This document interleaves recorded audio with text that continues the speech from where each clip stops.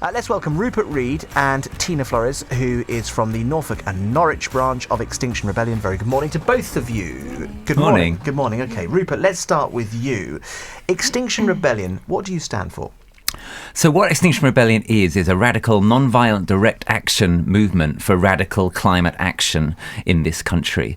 What that really means is, what we're saying to the government and to everybody is, we need to wake up, we need to address the severity of the climate crisis that now faces us. This is a crisis that threatens all of our futures, especially our children, but also our own. Climate chaos is here now. We've seen appalling extreme weather all over the world.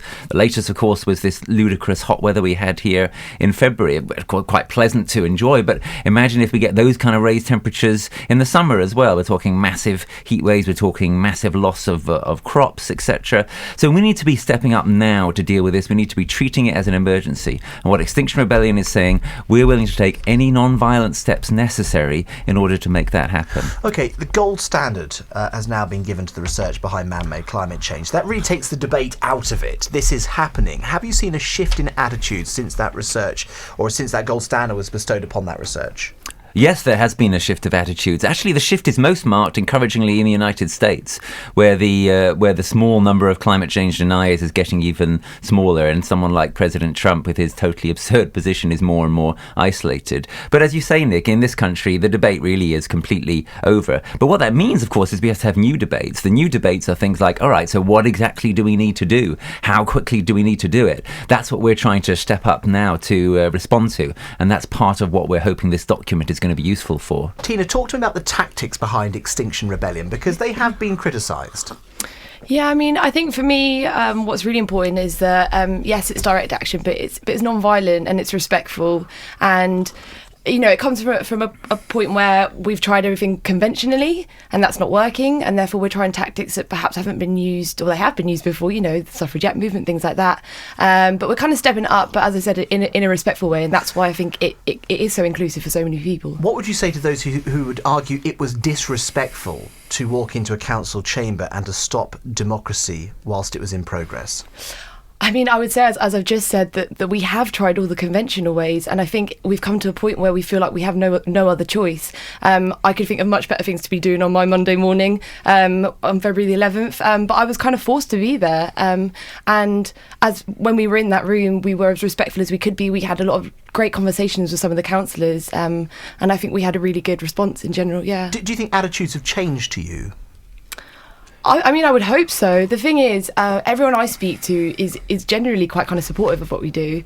And I think having platforms such as these to talk to people about why we do it is so necessary. But in general, I think we're getting the point across that this is necessary action. Okay, thank you to both of you, and thank you to those behind Extinction Rebellion for making this document available to me in advance of this interview. I appreciate it. I also appreciate the fact that I asked for a document and I received a document in terms of the plans that you wish to put in place. So let's go through this, and we're going to start with the executive summary. And I just picked this out. A citizens' assembly is set up to oversee the changes needed as we rise from the wreckage, creating a democracy fit for purpose. We do not trust our governments to make the bold, swift and long-term changes necessary to achieve this. So, to put it in context, this document sets out what you are calling for in terms of action, both at a national and a local government level, to try and deal with the threat of man-made climate change. One of the things that you wish to establish is a citizens' assembly. How will this work, and why would this be any different to what we've got at the moment? Okay, so let's take a start there, Nick, by talking about what we've got at the moment. So the reason we took radical action, the reason we occupied Norfolk County Council chamber in February, was because across Norfolk, unfortunately, councils have been very poor at responding to this climate emergency. That hasn't been the case in some other parts of the country. In some other parts of the country, an increasing number of councils have declared a climate emergency, and an increasing number of councils have started the slow process of changing their practices in order to face up to the reality that we're facing. and change their policies accordingly, change their policies on roads, change their policies on planning, and so forth. But as I say, unfortunately, that hasn't been happening in Norfolk. That's why we decided, look, we have no further choice. As Tina just said, we have to take action. Let's talk about the Citizens' Assembly specifically. So the reason I'm giving that background is to say that you're asking, why should the Citizens' Assembly be any different from what we've got? And what I'm trying to set out clearly is what we've got in Norfolk is failing. Our democracy is failing us. It's failing to step up to this challenge. So something has to change. And that's also true on the national level. So what we in Extinction Rebellion are saying is it's time to start trying to have a different model of how democracy should work. So let me give an example from our existing democracy, which is different. In our existing democracy, we have juries. Juries are randomly selected from the public, and they are a randomly selected group who go on to deliberate and make a decision in a criminal case about whether someone is innocent or guilty. That's a crucial part of our democratic system. Came in with Magna Carta. You could see our citizens' assemblies that we're proposing as a kind of citizens' jury, as a kind of super jury, using the same methodology to democratically supplement or replace what's failing in our current democracy. And we have faith that if people are given all the information, just like a jury are, they'll be given the chance to deliberate and think very clearly and think at length and discuss at length, and they may come up with much better solutions than our current councils. But if that's the case, then you could take this at a much bigger scale and say we should scrap Parliament and this is what we should be doing at a national level. And that's exactly what Extinction Rebellion is saying. We're saying that at the national level too, there should be citizens' assemblies, and they should either replace Parliament or supplement Parliament. They should be given real power, because the existing powers are radically failing. They should be given real power to suggest and to bring in the kinds of radical policy changes that we now need. The greatest argument against democracy is a 5-minute conversation with the average voter, so said Winston Churchill. So how much exposure do you have to Joe Public? And are you absolutely sure that by just selecting names at random that actually you're going to get the brightest brains? We're not necessarily going to get the brightest brains. We're going to get a cross-section of brains, and they're going to be put together, and they're going to be given the chance to have all the information and expertise that they need, and they're going to be given the chance to deliberate. And it has worked before, Nick. A really good example that we mention in our document is in Ireland. In Ireland, as some people will know, there was a long process to try to change the constitution and to try to look at really difficult issues, such as the issue of gay marriage. And the people were given this chance. There was a citizens' assembly, which was mostly citizens, also some politicians, but a majority of citizens, who were empowered to make those decisions and to deliberate. And they did it, and they came up with really good proposals. And that's part of why Ireland was able to make good changes in its politics over the last decade. We could try that here as well with regard to the climate and ecological emergency. Okay, Tina, just on this, there might be some people who say, well, why set up a new level of bureaucracy? Why not try and change the existing structure? Why not stand candidates in every single ward for the upcoming elections that we've got, and trying to actually, if you can't beat them, join them, try and change the system from within? The thing is, I think we've tried. I know we've tried, and this is what I keep saying to people. I've kind of come to a point of frustration, because it feels like we have exhausted all the conventional ways, as I said earlier. And so, at a time of great urgency like this one, it feels like maybe we do need a serious change. And I think a citizens' assembly like this is something new, something different, and let's give it a go. I mean, nothing else has been working. Why not try something new? Okay, let's move on. And interesting to think about the demands, the absolute demands that you're putting on the table, and let's just try and take away some of the ideology behind this. And forgive me for saying this, we get this with all political parties, the kind of wishy-washy aspirational approach. Let's go for exactly what councils can do now to try and bring about change. So we're talking about a dramatic shift here. So what do you want local councils in Norfolk and the county council in our county to do right now? Well, let me start on that, Nick. There's a lot to say here, and we set it out in our document. And by the way, after this, we will be publicising our document so that everybody can read it. The starting point is not to make the situation worse, and that's why our initial demands have been focused around the transport situation. If we build, for example, in this county, the Wensum Valley Link Road, then that is a way of guaranteeing that we're increasing our carbon emissions at the very time when we need to be reducing them. So that's a concrete demand. We're saying no to that new road. It would be a climate crime to go ahead and build it.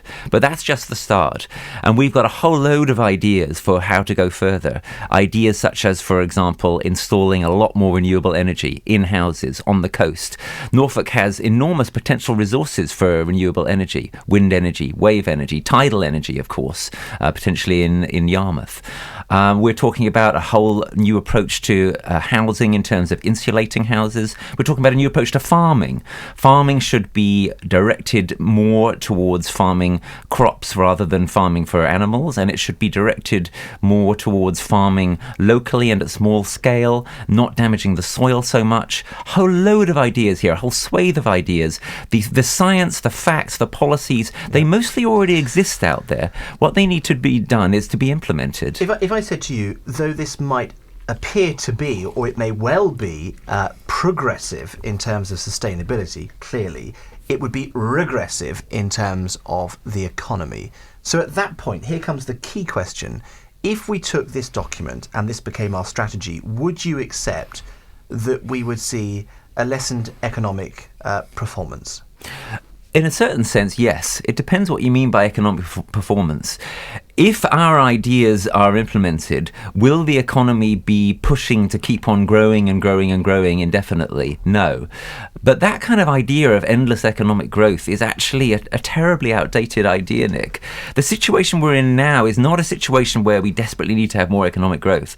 It's a situation where what we need is desperately to stop catastrophically damaging our ecosystems, to stop catastrophically damaging isn't our life support systems, because that's what they are. Isn't your problem, though, that if we did this in isolation, actually it could have a devastating effect on Great Britain in comparison to other countries who would then still push ahead with the current, I accept, unsustainable path? So part of the battle is, okay, if this is the route that we're going to take, we also have to ensure that other countries around the world are going onto a similar footing. Well, there's something right about that point, Nick, yeah. And that's why Extinction Rebellion is an international movement. It started here in Britain, and we can be very proud of that. And Britain is leading the way on this. And quite frankly, we need to be leading the way on this, because we also led the way on the Industrial Revolution. We were the first ones who started to cause all these terrible problems that we're now seeing. But we can also lead the way in terms of the solutions. And we in Norfolk, too, can also lead the way in terms of the solutions if we were to go forward with a citizens' assembly. But you are accepting that there's no way, there's no mechanism in the plan that you put in front of me this morning to safeguard jobs and the economy with these thoughts that are coming through. So the economic impact of what you are proposing would be a deflation in the local economy. That is quite possible. I'm willing to bite that bullet. We have to be willing to have some things happen which are not 100% easy in order to make the big picture gains that we need to gain. You use the word devastating with regard to the economy, Nick, but I'll tell you what's really devastating. What's really devastating is the way that our insects are all dying out, the way that our bees are collapsing. What's really devastating is that the UN is telling us that if we don't get our house in order within a decade, our life support systems, our ecosystems will be collapsing. That's devastating. Okay. That's what we've got to stop. 0800 Norfolk. Rupert Reed and Tina Flores in the hot seat from the Norfolk and Norwich Extinction Rebellion branch. You'll remember they walked into the council chamber last month and they stopped a council meeting in progress. Off the back end of that, we were conducting an interview with them, and I said, right, I want to explicitly know what your demands are. And so they've given me this document. When was this document written? Was this written in advance of my request, or was this document written after I asked to see some kind of tangible document to go on? Well, funnily enough, we had been starting work on such a document. Your request actually just drastically accelerated it, Nick. Okay. Yeah. Can I ask you this question? Shouldn't this document have been written before you walked into that council chamber? Nick, the main demands, right, they are a matter of record. The top three demands. Our first demand, tell the truth about the climate and extinction crisis. Second demand, Britain carbon neutral by 2025, and Norfolk, of course, carbon neutral, therefore, by 2025. And third demand, citizens' assemblies to sort out the problem. And remember that the crucial thing about that third demand for the citizens' assemblies is it means that everything that's in the document that we produce, those are just ideas, it's just advisory. What we want to do in the end of the day is to leave it up to the people to make the decisions, to deliberate and make the decisions together. It's a whole new way of doing democracy. That's what we're trying to bring to Norfolk and to Britain. Okay, Jim joins the conversation. Jim's calling from Helston. Jim, go ahead. You've got Tina and Rupert's ear this morning. What would you like to say? Good morning. I believe that the only way you'll get meaningful reform is through constitutional reform in due course. But in the meantime, which of the political parties do you think has the best chance of achieving maybe one or two of your aims, because you won't get all of them addressed in the next 10, 15 years. So which ones are the most important and which parties could deliver on them? Well, that's a really nice question. Let me say one thing in response to it straight up, which is that Extinction Rebellion is for people from all political parties and no political parties. And that, well, what we've seen around the country so far with these climate emergency motions is that a lot of them have been put forward by Green Party councillors, but they've also been put forward in some areas by Labour councillors and in some areas by Lib Dems. And sometimes you've also had council voting for them unanimously. And that means that Conservative councillors have been voting for them too. So it's very interesting. You know, I think we are getting a shift here, that people are starting to wake up to this across the political spectrum. And I think that's a very encouraging development. I think something that's really important to say is that Extinction Rebellion, we're not a political party. You know, I don't have any expertise in politics, and a lot of my colleagues and my friends in Extinction Rebellion don't either. So I think if you want to come into this movement and be a part of it, don't feel like you have to have, you know, some expertise on the matter in terms of politics, because it really invites anyone to be a part of it. Okay, Jim, thank you for that. Jim, do you want to come back on that? I was just going to say that they haven't really answered which of the political parties will achieve the first two priorities. Well, in fairness, actually, sorry for, I think they actually have, because they said that it's actually across the board. And I should make very clear that Extinction Rebellion is not actually aligned to a political party. It's very much so trying to have a broad aim of attracting people who have got concerns about climate change. So I'm sure that if you pushed, then the answer would probably be the Green Party. But, you know, Jim, thanks for your call. James joins the conversation. Good morning, James. Yeah, hi. Good morning, Tina. Good morning, Rupert. Really great to hear your passion and getting on the radio to express what really does need to be said. And I'm very interested in the fact that Jean-Paul Juncker has committed 1 in every 4 euros to a mitigation of climate change issues.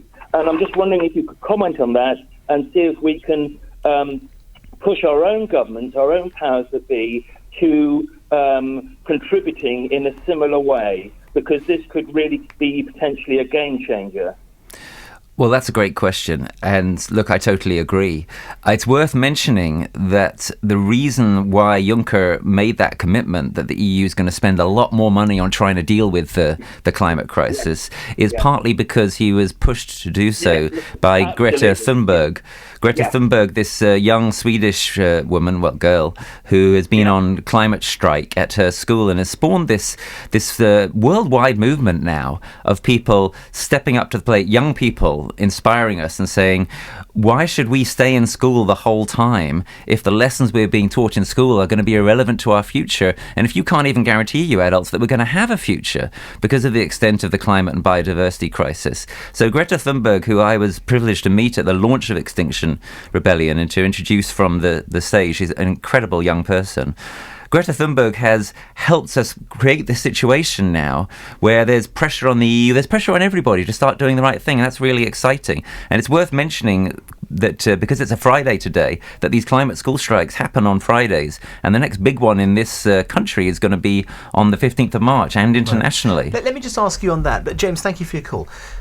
There are some people who say that the recent strike that took place, a lot of youngsters came out because they may have felt very strongly about it. In some cases, they may have spotted the opportunity to have a day off school. Who knows? But in terms of what it actually achieves, how credible is the message that they're pushing when a lot of the individuals who are there lead lives that are not climate friendly? Well, Nick, look, we all have to try to change our lives. Some of us are doing a better job of that than others. Some of us have already made more of the changes that we need to make than others. But nobody here is absolved from responsibility. We need to all make those changes individually, and we need to make them together. Okay, and that's what I think is credible. Let's make a point of this. Can I ask you a very direct question? Both of you, have you taken a flight in the last 12 months? So I have taken a flight in the last 12 months for my work. I try to minimise doing that. And I've also, in the last 12 months, travelled long distances for my work by train. In particular, I went to Bucharest by train. And I can tell you, that's a pretty long journey. I think that, as I say, it's crucial for us all to do what we can individually. But the most important thing we can do is what we can do together. And I hugely admire the young people who are being quite brave, frankly, and standing up to authority and saying, together, let's make those changes we need to to make in the future. Let me ask both of you this, because I know both of you have made sacrifices in terms of the way in which you live your lives to make them more climate friendly. Are you not a little frustrated at people who jump on this bandwagon, be it politicians or whoever, who say that we should take climate change seriously, yet then they'll go and fly to, I don't know, Peru or wherever? I was watching a debate about climate change from a beach in Peru by an individual I know extremely well, who was on a gap year travelling around the world lecturing on this and he's not leading a very climate-friendly life. To which point I wanted to say, well, it's a bit rich for you, because you're standing in front of people in some very poor communities talking about man-made climate change, yet you've had to jet across the world to go and see them when you could have just used Skype. Yeah, I mean, Rupert's right. We all need to be more conscious of what we're doing as individuals, but the point is that if we keep individualising the burden, we're going to feel alone and isolated. And the point is that there's much bigger changes that need to be made. Yes, we can all do a lot as individuals, as I've said, and it's fantastic that we do. But people need to realise that big change that we need isn't going to come as individuals. Yeah, and also I think it's worth bearing in mind that some of the changes that we could make as individuals would be much easier to make if we made big changes in public policy that facilitated them. So one of the things we're talking about in our document, for example, is that we're calling for a stronger emphasis on public transport in Norfolk. And if that were done, then it would be easier for people to give up reliance on their cars. I'm going to pick up on that point in a second, because there's a point that I've highlighted in the document I want to come back to. Joan just wants to jump in on that point. Forgive me for stopping you mid-flow, but No, Joan is very much so on vogue in this part of the discussion. Joan, go for it. Right. In their everyday personal lives, do they use a food processor or a fork? Do they wear a battery-operated watch or a wind-up watch? Okay, look, I think we're in danger of getting into too much detail here about our individual lives. That's frankly not what it's about. What this is about... Right. No, So excuse me. Yes, just let me finish my remarks, if you will, please, Joan. You've asked your question, and now what I'm going to say is this. What we need, what Extinction Rebellion is calling for, is system change. That's what we need. Now, it's distracting from that to go into, do you wear this kind of watch? Do I wear those kind of shoes, etc.? Why don't we try to work on this together and change the system so it's easier for us all to do the right thing? That's the fundament of what we're calling for. Right, but if everybody was to go back to a wind-up watch, you would lose a lot of problems, because you're not making the batteries, you're not taking the stuff out of the ground, you're not doing all sorts of things. It cuts it all down across the board without people noticing that they're actually doing it. Yeah, well, that's great, but with all due respect, even if we all wore wind-up watches, it's not going to save the world, it's not going to stop the climate crisis. So that's why we're talking about rather bigger issues. One that you mentioned before, Nick, which I think is really important, is that actually we should be doing a lot more by way of Skype and information technology. An awful lot of business meetings, for example, shouldn't be needing to happen in person. They should be happening over the internet. That's a kind of large-scale change that our systems can make that would be really, really helpful. And save businesses a lot of money, actually, as well. 0800 389 7321 if you're joining the conversation this morning. Joan, thank you for your call. Okay, I want to just jump back to, we're talking about trying to do more to make Norfolk an environment where sustainability in terms of transport is key to our strategy. What's not to like about that? Well, let's just go at this, because there's one point that I picked out. Trial traffic exclusion zones around schools and at peak times to protect children from dirty air and road danger, and to encourage walking or cycling to school, for example, school cycle buses. So in other words, you're encouraging people to find better ways, more healthy ways to get to school. The problem is, in reality, though, what's not to like about that? In reality, do you think you'll just move the problem from A to B, and parents will say, well, I can't park outside my child's school, so I'll just park round the corner, and then we'll just walk round? Well, I think we need to be trying to encourage a culture shift, Nick. And these things are happening successfully in some areas of the country, and especially in some other countries more. We've got walking buses going to school, which basically means a load of children walking together to school. So you've got sort of safety in numbers. You've got what they're calling cycling buses, which is like a critical mass of people cycling together. So again, that they're relatively safe. I think we need to look positively and hope positively here and try to make these kinds of good changes happen. Tina, you want to add to that? Yeah, Yeah, and I think, as you were saying about culture shift, you know, we've already seen it happen, and it's fantastic. I mean, if you think people that go and get their coffee in the morning, how many people do we see now that bring their own coffee cups in? And I know, again, that is an individual thing, but we do have the capacity to change, and we've already proven that to ourselves. Well, it's an individual thing, but on a mass scale, though, I dread to think how many cups we used to go through here at the BBC. Though I'm acutely aware you're both drinking from disposable cups this morning, but for our team, we always try and make sure that we're not drinking from disposable cups. And it's important. We're probably saving, you know, these small things, they do add up. This is really interesting because we talk about a use of public transport needs to be encouraged via a massive modal shift in attitude and uptake. This is just quoting directly from the document that you have given me. How does that work for commuters in rural Norfolk who very often have to come into central Norwich to work? Well, part of the answer to that question, Nick, is that one of the radical changes we need to be thinking about is doing less commuting. We need to be encouraging people to work from home more. We need to be encouraging people to live closer to their work. And we need to be relocalizing our society. These really are dramatic shifts that we're talking about here. Let's remind ourselves of the big picture again. What we in Extinction Rebellion are saying is, if we're really going to have a safe future, if we're really going to hand on a world that is habitable and flourishing to our children, Britain needs to go carbon neutral by 2025. That's an enormous change. It's going to mean changes in everything. Everything has to change. We are not going to hit that target with the way in which we're going at the moment. No, that's right. But look, again, so commuting patterns have to change. But again, Rupert, you know what I'm going to say to you. What is not to like about what you've just said? I think most political parties will turn around and applaud. How do we make it happen? Well, how do we incentivise? What is the legislation? What is the fabric? What is the wording? What are we going to do politically to encourage companies to say individuals can work from home? What are we going to do? In part, Nick, the answer to your question is we're going to operate on this together. We're going to act together. If people are inspired or encouraged... Sorry, what does that mean, Well, though? no, what I'm saying is we want people to get involved with Extinction Rebellion, right? This isn't going to happen unless there's a massive kind of uprising. And that's what we're planning. We're planning a huge number of people uprising in their individual counties and then coming together. The coming together is going to happen in London in April. It's going to start on April the 15th. We're calling it the International Day of Rebellion. And we're encouraging everybody who supports what we're saying to come to London. Okay. It's not just going to be a demonstration. It's going to be a huge number of people taking direct action. And only if that happens, Nick, will there be the political will to make these huge changes. No, I accept that entirely. But I could broadcast this programme from home via a satellite dish in my study. The equipment that you're seeing in front of you, it's not extensive. This programme could be satellited in quite easily. People broadcast from home all across the UK, and we could do it, you know, over the internet with systems like Comrex, which is installed here. But I'd love that to happen. But what are we going to do? What are we going to say to the BBC to get them to shift their position so Nick Conrad can broadcast from home? I think my productivity would go up, by the way.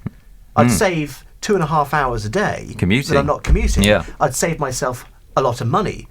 But what are we actually going to do to get the BBC to change their mind so this programme can come live from Northreps? Well, I'll tell you one thing, Nick, is that you should say what you've just said to me, to your superiors, and you should confront them with this and try to get change from the inside. Let me throw another argument back at you. I can do that, but you've just admitted and you've just accepted to me that one person making a stand is not going to make a difference. There's got to be a bigger movement here. So I'm asking you from a political perspective, what can be done? What is the change that we can, in terms of legislation, bring about to try and encourage public bodies, councils, BBC, the NHS, and the private sector, very much everybody to encourage people to work from home? Well, I'll just give you one little hint, Nick, which is that if you put pressure from the inside, we're also going to be putting pressure from the outside. You will see within the next couple of months at least one significant action from Extinction Rebellion directed directly against the BBC itself. Now, there's a nice little promise for you. Tina, do you want to add anything? What else should we be doing to encourage these kinds of changes to happen? I mean, I think what we've already been doing, the first time I got involved with XR was in London, and we occupied 5 of the bridges in London, and that was so powerful, and, you know, that really powered me on, and the other 8,000 to 9,000 people that were there as well. It's really visible. As I said, it's respectful. You know, on that day, a lot of people said, oh, what about ambulances? Of course we let ambulances through. The point is that we're making a stand, we're being visible, we're saying that we need change, and that's where the kind of source of power and inspiration comes from. Okay, all right. You know what I'm about, though? You know what I'm about. I'm about the black and white that's on the document, that is not just going to talk about change. It's not word salad, it's not air, it's not puff. it's reality, because it's only reality that's going to deliver on your desires. 0800 389 7321. Back to the switchboard. Next. Time now is 9:35. This is Nick Conrad at Breakfast on BBC Radio Norfolk. We are talking to Extinction Rebellion, and we are discussing the document that they have kindly supplied to the programme this morning, which is about their desires for real, tangible change in terms of how we deal with climate change. Let's say good morning to Malcolm. Malcolm, very good morning to you. You've got the Morning, ear Nick. of Rupert Reed and Tina Flores, who are from Extinction Rebellion. Go for it. What would you like to say? Yeah, the thing that, all right, people working from home, but we're trying to get kids off computers and out. If you're working from home, you're going to be isolated at home and you aren't going to go out. At least if you're going to go to work in the city, at least you could walk into the city and get exercise. Yeah, well, look, There's that's... more people at home isolated. I think that's a really good point. I'd say that part of the response to that point is what I tried to say earlier, which is that what we're calling for, part of what we're calling for is, in effect, a relocalization of our society. So what we want to have is flourishing communities everywhere. Too many of our villages and hamlets are, in effect, drained of life. When people go from them, they commute to them to other places, for example, or the life is sucked out of them economically by big roads and by supermarkets and so forth. We want to revive those local areas, and that's going to be vital. Part of what we're calling for in the document, we've got a lot of stuff about changes to farming. Part of what we're in effect calling for is also for there to be more people working back on the land, starting with people who want to be working back on the land, smallholders, for example, who often can't get the land that they want to grow food on. And if you have more of this, if you have more of a real flourishing local communities, then the problem that you raise, Malcolm, which is a very valid one, I think will be less likely to arise. 0800 389 7321 if you're joining us this morning. OK, I'm on page 11 of the document that you've supplied to me. Point 3.7, accessibility of public services. I've highlighted this. Consideration must be given for each site. This is on development of housing and indeed for businesses. So permission and consideration on each site must be granted. It will allow for services including schools, shops, health services and leisure facilities to be accessible on foot or by bicycle. Sites should not be allocated where such access to services is not possible. Also, just on that point, further back in the document, I read a piece about how all buildings have to be sustainable and hit very high targets, so heightened targets as well. 2 points on that I put to you. One, how do we ensure then that property prices remain achievable to the consumer and it doesn't become far too expensive or it becomes unviable for businesses to build property, because of course with all of this is going to come a lot more cost.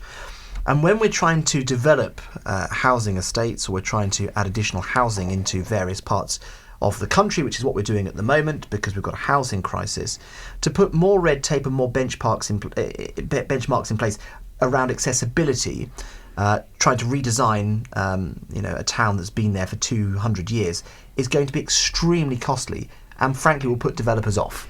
I mean, it's costly building a new road. So I think the point is that there needs to be a kind of a reallocation and a rethinking, as we were saying earlier, a kind of rethinking of our culture and what we think is best. Because at the moment we need to think about how we're spending money and how we're spending it most effectively. At the end of the day, if we're going to invest in these kind of more sustainable ways of living, that's so important for our health and for our future. Would you accept, though, that you'd have to set different tiers of benchmarks here? So for a large housing developer, they of course would have to do a lot more in terms of making sure they're hitting green targets than somebody who is building an extension on the back of their house or somebody who's building a very small development of 2 or 3 homes.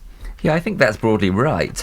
But I think you've got to be careful with the word red tape that you used earlier, Nick. This word red tape can often be an excuse for not doing the right thing. We really need to have big changes in our planning regulations. And also we need to, at the very least, start implementing the existing regulations.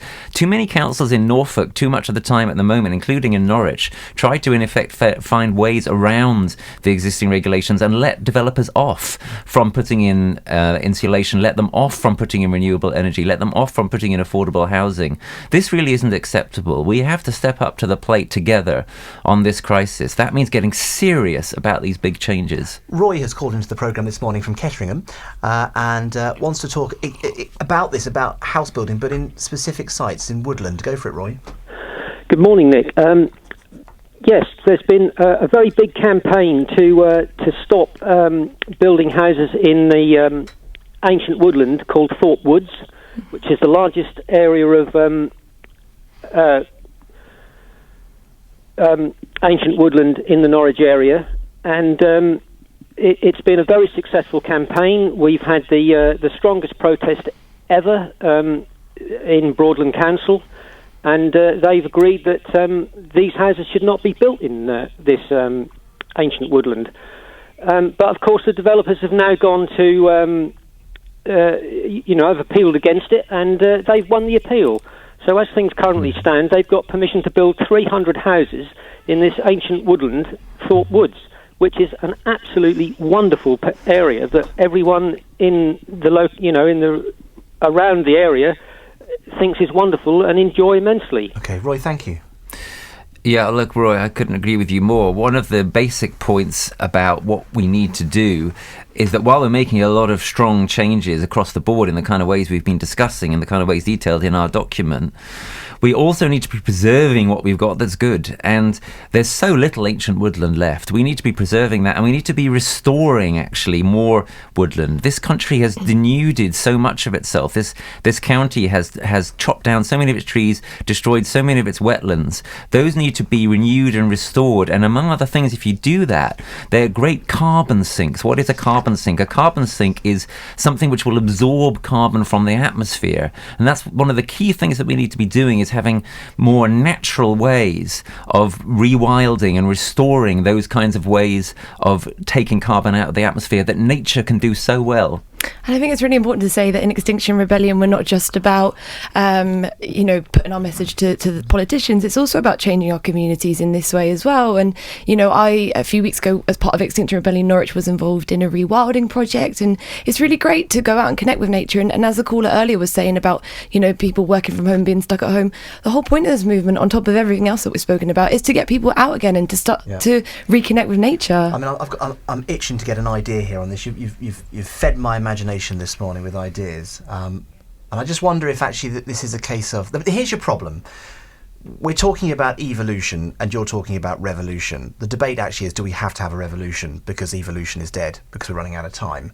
But let's come on to that in a second. Andrew wants to join the conversation. Andrew, go for it.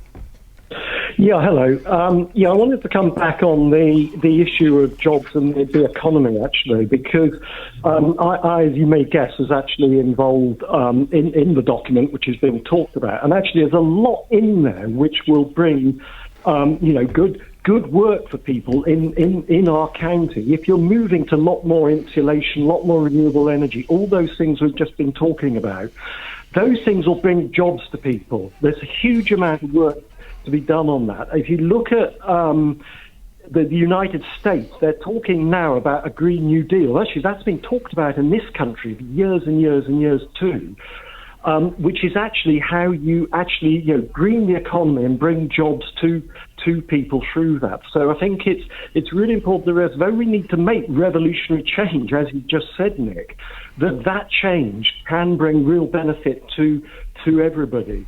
And in terms of the commuting and everything you were talking about, yes, we need to use IT and everything a lot more, as was said, and this all fits actually with the whole sort of hot desking thing, which is already happening in a lot of companies. A lot of companies are saying, look, just come into work, 1 or 2 days a week, and the rest of the time work from home. And that way they actually save office space. It makes it more economic to the companies. There's lots and lots of things which can be done with joined-up thinking, and I think we need to put that out there in this debate. But do we also then have to promote a culture of responsibility? By that I mean, I know a lot of individuals who work in management inside various companies who'd say, love this idea, but with certain workers it seriously would not work, because they'd take the mick and they'd see it as an opportunity to go into town and to go and have a nice long cup of coffee. I think that's absolute rubbish, actually. That first of all, there's actually evidence that people who work teleworking, they used to call it, been going on for 30 years. There's evidence people actually at home work harder than they do than if they're in the office. People are actually very, very dedicated. I think there's very little of that goes on. I think that the thing about people shirking that's okay. nonsense. Well, listen. I think I've gone on a personal crusade to make sure I can work from home this morning. So I'm definitely. I'd love to see it. Do your tele-broadcasting. That'd be great. I'm saying it can be done. In terms of, here's just another point, and forgive me, I'm just going to spin this off the hoof, but is there a point here that we have to consider that this would become a very bourgeois thing to do, that you could work from home, whereas maybe some of the poorest in society, they wouldn't have these opportunities because they would be in jobs where they would have to go to a point of work. So how would we ensure that these kind of opportunities were open to everybody? Well, you're always going to have people who are going to have to travel to work, and that's obvious. What we're talking about, that sort of commuting, is more for office people. But as Rupert has said, we need to localise the economy more. So, rather than having teachers driving across the county, for example, which goes on a lot, rather than having builders and all people in all those sort of trades, you often find a builder may be coming 50 miles to work. Maybe they should be just going 10 miles, something like that. We need to really think about all that aspect of stuff. I think it applies across the board. There's nothing sort of bourgeois about this. We've just got to all think about how we make these changes, and that's where citizen assembly comes in. It's it's the people deciding. Yeah, I think that's absolutely right. Two things. Firstly, I think what Andrew said about many of our ideas would obviously create jobs is, of course, correct. And secondly, the final point there is crucial.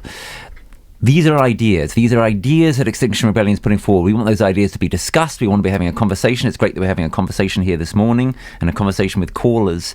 And at the end of the day, our proposal is for a citizens' assembly to deliberate, to decide exactly which of these ideas to deliberate when, what's the priority order going to be. It's a very exciting way that we think we can actually enrich our democracy. Gary joins the conversation from Valencia. Very good morning, Gary. Nick, hi, good morning. Morning. Let me say the energy and the positivity of your speakers is phenomenal. I can feel it from here. Thank you. I haven't been listening to the whole show, so forgive me if I repeat something, but we need anarchy. There's no other word for it. I've listened to your saying, I want black and white. I got to do this. Nick, your children are going to grow up into this. I'll be dead before. Well, maybe I see some of this stuff. But I wanted to give you an example. We have to follow the best. Now, I go to Finland a lot. They introduced machines in supermarkets for bottles from wine, from bottles from everything, from plastic, from everything.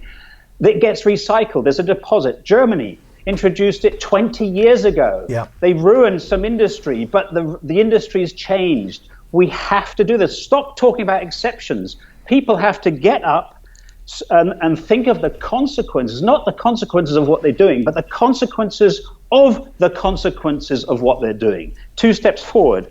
I write for expats. They're leading the way more in a way, but come on, wake up. I know humans are hard to change, but we have to do this. Yeah, I absolutely agree, and this is why I'm part of this. I recently turned 25, and I'm at a point in my life where I'm genuinely scared about my future, and I genuinely am having to consider if by having kids I'm gonna be handing them over a dying planet, and it makes me so sad. And that is what again kind of powers me, and I would hope it would power other people. When I've been in council chambers and I've spoken to the councillors who are often a lot older than me, I think you're not going to be here to really feel the effects of this. So I think people need to be behind the youth, particularly because we are going to have to inherit this. The problem is, I think Gary, by the way, thank you. A lot of people have a moment when they realise that we've got a real problem here.